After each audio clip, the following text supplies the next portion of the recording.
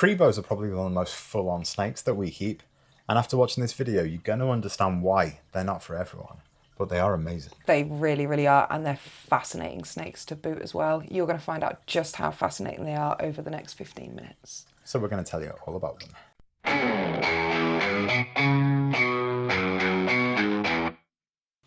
What is a Cribo or an indigo?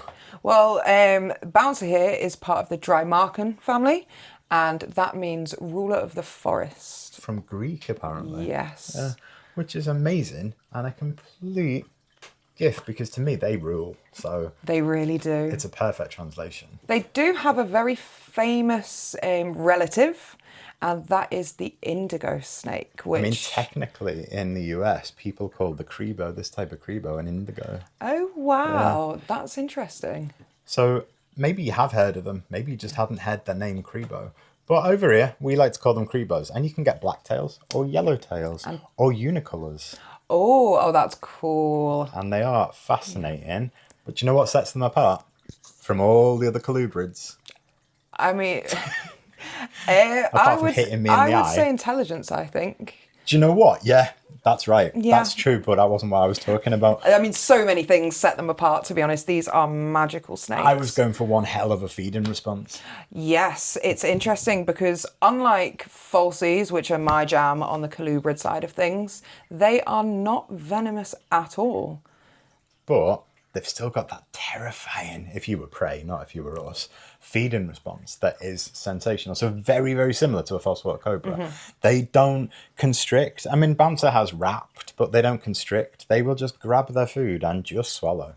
And if you want to start training them, some amazing people have done some amazing things and used like dog puzzle feeders so that they've actually got to hunt for their food in a sort of slightly more artificial but simulating nature kind of way, which is just really cool to watch. And these guys will figure it out and they will open that little sliding compartment and they'll get it. But if you were to put that in nature and put it in a real life example, if you're prey hiding from a Cribo, you've got no chance. Yeah, you're done. And these snakes are amazing. So very similar to my black-headed python was that they will get their food and just start chomping. So it's a completely different experience and an absolutely amazing one to watch.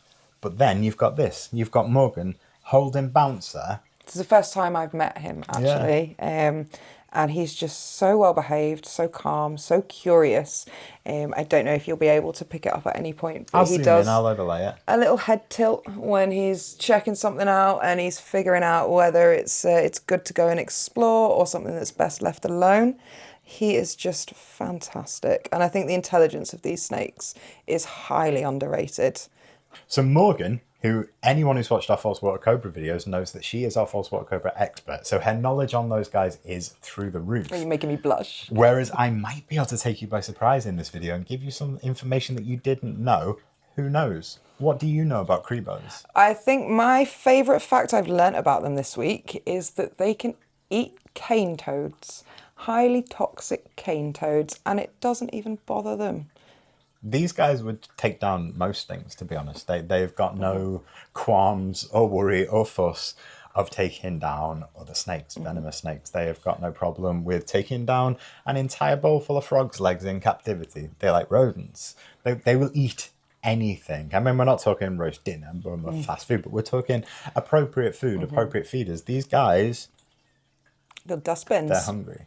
Do you want to know what I was going to go for when I was going to talk to you about Cribo facts? It's going to be the amazing slight swap on some other species with sexual dimorphism that actually, whereas our female false water cobras dwarf poor Nandor, with these guys, it's the boys who are bigger. Oh, wow. So, that's incredibly fascinating, actually. So while we've got, in our false water cobras, we've got the giant females and poor little tiddly Nandor, with this one, he's going to get to maybe 8, maybe a little bit bigger foot. But he's going to keep that slenderness and that sort of alertness. Yeah. He's going to grow and just get more impressive. Obviously, the yellowtails are even bigger. But for me, there was just something about... Can I borrow Bouncer for a second? Yes, of course you can. He's been very good today. There's just something about that Blacktail that just stood out to me. And I just fell in love and I just couldn't resist. So for me... the Blacktail was where it was at. Now, there's a lot of very anecdotal evidence about, oh, the yellowtails are often a lot more feisty. The Blacktails make better pets. They're calmer. I don't know if that's true because the only yellowtail cribos that I've handled have been amazing. So for me, I think it depends on the snake, not always the species, because we've both had pet reptiles that are meant to be feisty, are meant to be scary, and they haven't been. And then we've got a tricolor hognose He's a that psychopath. actually can have my finger off. So it depends on the snake. But for us, falsies and cribos, they're up there as some of the best. But let's just talk about the cribo for now. Bouncer. They're really amazing, and I couldn't have been happier to introduce them to my side of Liverpool Reptiles and our reptile family. If you want to see more of our reptiles, what would be really helpful to a channel our size is if you subscribed, liked, commented, anything like that would be amazing. I always forget to ask, and we have to slot things in, but today it kind of came naturally. Maybe we're just getting a little bit better. A little bit better, yeah. I think I really love seeing you guys comment and reading what you guys have to say. I've learnt some really cool things reading through the comments myself. So let's teach them some new stuff. Yeah. So what is life like with a cribo? Because obviously I know what life is like with a falsie, and it can be quite full on at times. I'm imagining this is pretty similar. It's very similar.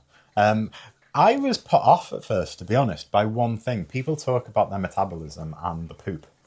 And actually, it isn't that bad. Yeah, I'd always heard things about the poop. It's really not that bad at all. There's bonuses as well. So with most snakes that we keep, you're looking at 48 hours after feeding before you can handle them. With my false water cobra, she goes very quickly after feeding, so I know I'm good to go. I know she does do a mini second performance. Yeah, normally just after you've cleaned up. Yeah. As soon as they get into something nice and clean, they're like, oh yeah, no, it's time to go again. But with Cribo, he's almost like clockwork. Almost about 24 hours later, he goes, and then I'm able to get him out. I'm able to actually handle again, and it's so good. The metabolism obviously has its downsides if you don't want to be constantly checking for poop. But I've gone for a bioactive setup with Bouncer, Which and it works looks really after well. the poop 90% of the time. It's I just scoop out the big bits. yes, the I big get bits rid you've of got the big to. bits. Yeah, but the we've got- isopods do most of the work. Yeah, and then the springtails make sure, because they need a bit of humidity, the springtails make sure that it's mold free. Oh, fantastic. And for me, works perfectly, and we're both exploring those options with our false water cobras as well. Yeah. So learn a lot through a Cribo. So to answer your question, life is phenomenal with a Cribo. Couldn't be happier. Yeah, I've only met Bouncer today, and I've fallen head over heels. I think you're going to have to check my bag before I go to make sure he's not This is going to become found a habit. his way in there. This is going to become a habit that you're going to be stealing snakes. I mean, You can't be trusted. what can I invoke squatters' rights in your reptile room and just live there, please? Because look at this guy. He is. He's If something anyone else. wants to leave a bet in the comments how long it is before Morgan messages me and says, by the way, I've got a Cribo. I can't imagine it being too long, to be honest.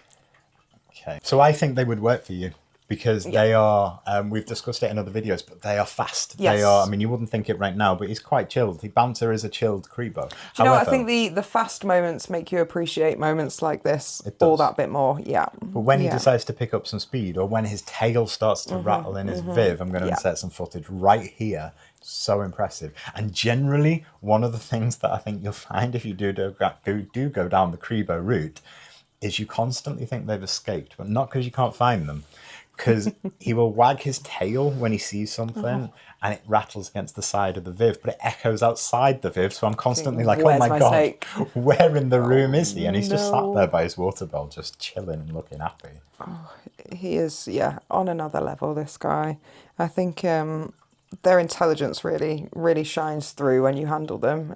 You can see them checking out their surroundings. They do a very similar thing to falsies with their head, where they will just track things as they're moving, which is just, I could watch that all day. And you get to as well because they're active during the day, which is fantastic. Yeah. Downsides to a Cribo, if you were thinking about one of these, or the Indigos, you're going to need a lot of space. You're going to need a big enclosure. So at the moment, Bouncer is tiny, but Bouncer's going to need to. So I've got plans afoot to be building bigger enclosures for my big guys to move into. Then I'm going to be moving, basically the whole reptile room gets an upgrade. But you are going to need to keep that in mind. Have you got the space? Have you got the funds? Are you able to house these guys as they should be held? Because despite what Bouncer is showing right now, Cribos, Indigos, they're really active. So they have their chilled moments, but they're generally, they want to explore. They're going to utilize every inch of the bigger setup that you can give them. So don't just look at minimum. Look at what else you can give them, and the amazing enriched life you can give them. That's the thing, they need that enrichment because they are so intelligent. They will explore every single inch of their space, and then some if you give them the opportunity.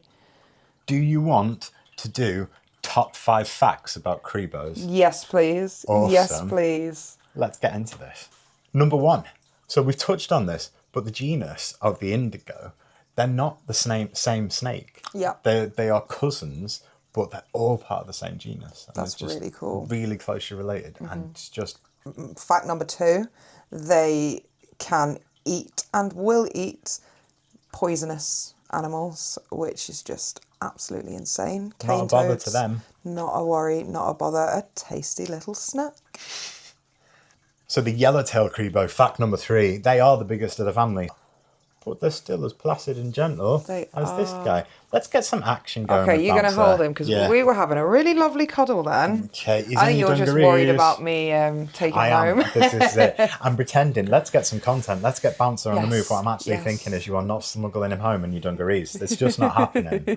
Let's move on. Fact number 4. Closely related to one of the other facts, they have been known to eat bushmasters. So fearless. And with good reason, to be honest with you. Do you want to save the best fact for last? Are we time to do it? Yes, I think so. Did you know that these incredible snakes span across 2 continents, both the North America and the South America? You can find one of the subspecies is native to Texas, which is quite interesting. That would be the Texan indigo. It would, yes, it absolutely would. And then you can find other subspecies towards Central and South America. So you're looking at Mexico. Wow. And I find it quite interesting actually. Falsies, South America, there's a bit of a crossover in terms of habitat there, which I find really fascinating. The fact that 2 of the most intelligent colubrids on the planet come from about the best same colubrids on the planet. Do you know what else is kind of fascinating? Go on. I didn't know that the Americas were 2 continents. You blew my mind. The most fascinating fact we're going to be talking about today. So thank you for watching this. We hope you've enjoyed our introduction to Cribos and just wanted to share how enthusiastic we are about them because they are phenomenal. Yes. Whether they're blacktail, yellowtail, whether they're an indigo, whatever you're going to pick, make sure you can handle it. Make sure that you're actually set up for them and can give these guys the enriched life they deserve. Because if you can, you're going to have one like Bouncer. Yes, and this is the thing. If you want to find out just how big this little guy is going to get and just the sort of space he's going to need, give us a little follow and you will see over time just how incredible. We'll keep you up to date and we'll see you soon. Hello. If you want to see more of these snakes and the rest of the snakes in the reptile room, give us a like, give us a subscribe, and I'll see you soon.